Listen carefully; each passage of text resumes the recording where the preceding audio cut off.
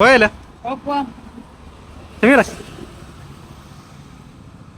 അതിലല്ല സാറേ, ഇതില്. അപ്പൊ പോവാല്ലേ? ഓക്കെ.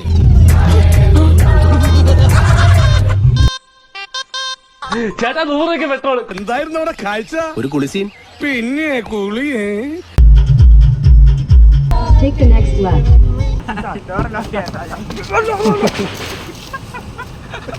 ഓടിത്തള്ളി.